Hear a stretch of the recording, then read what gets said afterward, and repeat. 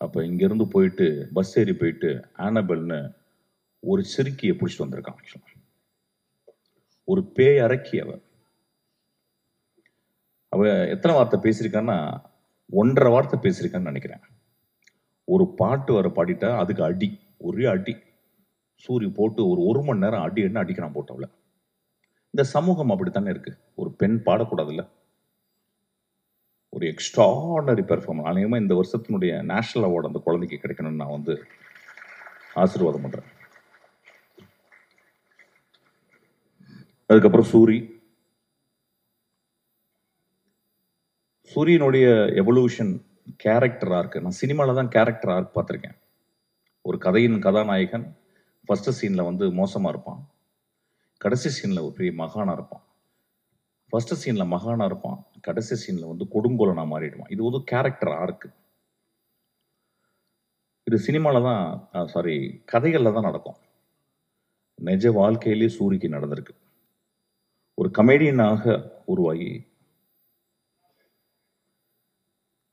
இன்னைக்கு ஒரு உலகம் போற்றும் ஒரு நடிகனாக மாறியிருக்கான். நான் அன்னைக்கு நைட் இரவு உட்காந்து பேசினேன். என்னடா மகனே நீ இப்படி, எங்கடா உனக்கு ஏதாவது அருள்கிருள் வந்துருச்சா, இல்ல காதல ஏதாவது வந்து ஏதாவது உனக்கு ஏதாவது ஒரு அசரீரி கேட்டுச்சா, உன் வாழ்க்கையில இப்படியாப்பட்ட முடிவுகள் எடுத்து இப்படி நீ வேகமா அப்படியே வெற்றிமாறன், அப்படியே கருடன், அப்படியே ராம், இன்னைக்கு ஒரு எக்ஸ்ட்ராடனரி. எனக்கு தெரிஞ்சு இன்னைக்கு தமிழ் சினிமாவின் மிக முக்கியமான 2 நடிகர்கள் நான் சொல்லுவேன் வந்து விஜய் சேதுபதியும் சூரியன் நான் சொல்லுவேன். ஆக்சுவலா நான் விஜய் சேதுபதி ஒர்க் பண்ணேன், 67 நாட்கள் ஒர்க் பண்ணேன். ஒரு நாள் கூட எங்க 2 பேருக்கு ஒரு சின்ன உராய்வு கூட ஏற்படல. அந்த குழந்தை அவ்வளவு கண்ணியமாக, அவ்வளவு மேன்மையாக நேசித்து நேசித்து ஒரு கேரக்டர் நடிச்சிருக்கான் இந்த படத்துல சூரிய. அதே மாதிரி தான் எனக்கு தெரிஞ்சு இந்த படத்துல சூரிய தவிர வேற யாராவது நினைச்சு கூட பார்க்க முடியாது. சூரிய ஒரு இடத்துல மூத்திரம் நடிச்சிருக்கான், நடிக்கவே முடியாது. இந்த மாதிரி வாழ்ந்திருக்கான். அதுக்கு வினோத் அந்த கேமராவை பக்கத்துல எட்டு போறான். அப்படியே அவன் மூத்திரம் அடிக்கிறதுக்கு போய் பக்கத்துல போயிட்டு நான் பயந்துட்டேன், கீழே கீழே கேமரா டில் டவுன் பண்ணிட போறான்னு பார்த்தேன். ஆசையும் வருது டில் டவுன் பண்ணி பார்க்கலாம் அப்படின்னு சொல்லிட்டு. ஆனா அப்படியே மேலே வச்சு அதுக்கப்புறம் சூரிய திரும்பி பார்க்கறான். மனிதர்களே என்ன பெர்ஃபார்மன்ஸ், என்ன எவ்வளவு நம்பிக்கை அந்த கேமரா மேல. முதல் சீனை வந்து அவன் கிட்டத்தட்ட ஒரு 4 நிமிஷம் கேமரா எட்டு போயிட்டு ஒரு அம்மா குளிச்சுட்டு அத தலையில தண்ணியை தொளிச்சுட்டு தன் மகள் இப்படி பண்ணிட்டாலே, மகள் இப்படி பண்ணிட்டேன்னு அவ கோயிலுக்கு போறத வந்து ஒரு extreme long shot. I think இந்தியாவில் ஒரு லாங்கஸ்ட் ஷாட்டா கூட இருக்கும்னு நினைக்கிறேன். அங்க எடுக்கும் போதே அவன் அதோடைய கான்பிடன்ஸ் சொல்றான், நான் என்ன மாதிரி படம் பண்ண போறேன், என்ன மாதிரி படத்தை நீங்க பார்க்க போறீங்கன்றது அவன் பிச் பண்றான். இந்த படத்தை பத்தி இன்னொரு தருணத்துல நிறைய பேசலாம். ஏன்னா இங்க வந்து மொத்தமே 4 டைரக்டர்ஸ் தான் வந்திருக்கோம். நான் வந்து ரொம்ப நேரம் டைம் எடுத்துக்கூடாது, நிறைய பேசுவேன், என்னால பேச முடியும். So Soori has given an extraordinary, அதாவது இந்த படத்துக்கு அப்புறம் சூரிய நம்ம எப்படி பார்க்கலாம்னா ஒரு இந்தியாவின் ஒரு மிகச்சிறந்த ஆக்டரா நம்ம பார்க்கலாம். அது ஏன் சொல்றேன்னா அந்த அளவுக்கு அந்த கேரக்டர் அவன் மண்ணில இருந்து அந்த வெறுங்கால்ல இருந்து நான் பார்த்தேன். சூரிய செருப்பு போட்டுக்கான், செருப்பு போடாம அவன் அப்படியே அதுக்குள்ளே ஒரு அதான் சொன்னாங்க. ஏதோ அந்த டீட்டெயில் வந்து காலு அதை வந்து சூரிய சொன்னதான் நல்லது, சூரிய சொன்னதான் அது நல்லா இருக்கும். ஆக்சுவலி எப்படி அதை நடிச்சான் அந்த குரலுக்காக. நான் அந்த அந்த கழுத்துல இது பண்ணிட்டு பார்க்கும்போது நான் ஒரு இடத்துல ஒத்து பார்த்தேன், இந்த இடத்துல கழுத்து நரம்பு வந்து புடைக்குது. ஸோ நடிக்கல அந்த இடத்துல. He took so much of sincere and truthfulness to exhibit something extraordinary. கேள்விப்பட்டேன் வந்து கூழாங்கல் பார்த்த உடனே சூரி விரட்டி போயிருக்கான். ராம் என்கிட்ட சொன்னான். ஆனா கிட்டத்தட்ட டெய்லி 2 தடவை ஃபோன் பண்ணி ராமண்ணா கொஞ்சம் வினோட்ட சொல்லுங்க, அடுத்த படம் எந்த படமா இருந்தாலும் அதுல ஒரு சின்ன கேரக்டரா நடிக்கிறேன், அதுக்காக சூரிக்கு நம்ம எல்லாம் கிளாப் பண்ணுவோம். அதாவது ஒரு கலைஞன் இன்னொரு கலைஞனை தேடி ஒரு சீனாவும் நான் நடிக்கணும்னு சொன்னா பாருங்க, அவன் ஒரு பெரிய மேதை தான். அவன் பெரிய மேதை தான் அவன்.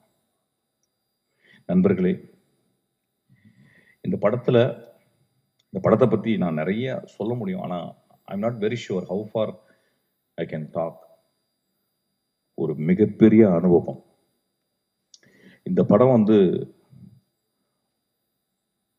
ஒவ்வொரு குடும்பமும் போய் பாருங்க. அதாவது மோசமான படங்களை சில படங்களை நம்ம பார்க்கிறோம். மோசமான காட்சிகளை நம்ம குழந்தைகளுக்கு கொண்டு போய் காட்டுறோம். மோசமான படங்களை இந்த இளைஞர்கள் போய் பார்க்கறாங்க. அதெல்லாம் பார்க்கலாம், தப்பு கிடையாது. அது வந்து ஒரு ஆர்ட், வந்து போர்னோகிராஃபியும் ஒரு ஆர்ட் தான். அது யாரால எடுக்கப்படுறதுன்ற பொறுத்து. ஆனா இந்த படம் இந்த தமிழ் சமுதாயத்தை, எனக்கு தெரிஞ்சு இதை விட ஒரு பொலிட்டிக்கலான படம் தமிழ்ல வந்திருக்கான்னு எனக்கு தெரியல. இதை விட ஒரு பொலிட்டிக்கலான படம், அந்த ஏரியா நான் பேச வேணாம்னு யோசிக்கிறேன். ஏன்னா இங்க பொலிட்டிக்கல் படம்ன்றது வந்து வேற வேற கருத்துக்களோட உலாவுது. ஆனா ரொம்ப அமைதியா ஒரு பொலிட்டிக்கல் படத்தை, மோஸ்ட் பவர்ஃபுல் பொலிட்டிக்கல் ஃபிலிமை வினோத் அசால்ட்டா எடுத்திருக்கான். நண்பர்களே, நான் மீண்டும் கேட்கிறேன், இந்த படத்தை நீங்க எல்லாரும் பார்க்கணும். பத்திரிகையாளர் இந்த படத்தை பத்தி மேன்மையை எழுதணும். இந்த பத்திரிகையாளர்களுடைய மனசாட்சி நான் சொல்லுவேன். இந்த படத்தை நான் தேவராஜெல்லாம் நான் பார்த்தேன். 25 வருடம் நான் பார்க்குறேன் தேவராஜன். சினிமாக்காவே வாழ்ந்து ஒரு கலைஞனாக, அதாவது ஒரு பத்திரிகையாளனாக இல்லாமல் ஒரு கலைஞனாகவே வாழ்ந்துருக்கேன். இப்போ நான் என் தம்பியை பார்த்தேன். அவன் வந்து எனக்கு குழந்தை வந்துருச்சன்னா அப்படின்னு சொன்னான். உங்களுக்கெல்லாம் பெரிய தர்மம் இருக்கு இந்த படத்தை பற்றி. இந்த படத்தை பற்றி நான் என்ன சொல்றேன், நான் சேலஞ்ச் பண்றேன். இந்த படத்தை பற்றி ஏதாவது ஒரு நெகட்டிவ் பேசுங்க. இந்த படத்தை கொண்டு போய் சேர்க்க வேண்டியது உங்க கடமை. ஐயா, இது வந்து உங்க தாய் மடி ஐயா. இந்த மடியை நீங்க தான் பத்திரமா பார்த்துக்கணும். நான் ரசிகர்கள், சினிமாவை நேசிக்கும் ரசிகர்கள், ஒவ்வொரு தடவையும் சினிமா ரசிகர்களால், அந்த தாயுள்ளம் கொண்ட ரசிகர்களால் கண்டுபிடிக்கப்பட்ட மகா ஆளுமைகள் தான் பாரதராஜா, மணிரத்னம், பாக்யராஜ், பாலச்சந்தர், பாலா, வெற்றிமாறன், ராம், பாலாஜி சக்திவேல். இவங்கெல்லாம் மகா உன்னதமான படைப்புகளை கொடுத்து மக்களுடைய அங்கீகாரம் பட்டு நீங்க தொட்டில் போட்டு தாளாட்டி இன்னைக்கு இவ்வளவு பெரிய ஆளா இருக்கிறாங்க. அந்த மாதிரி தங்கத்துல ஒரு தொட்டில் கட்ட வேண்டிய என் குழந்தை வினோத். கடைசி விவசாயி பார்த்துட்டு வந்து நான் அவ்வளவு கஷ்டப்பட்டேன். தியேட்டர்ல 4 பேர் தான் இருந்தாங்க. ஒரு மகா உன்னதமான படைப்பு அது.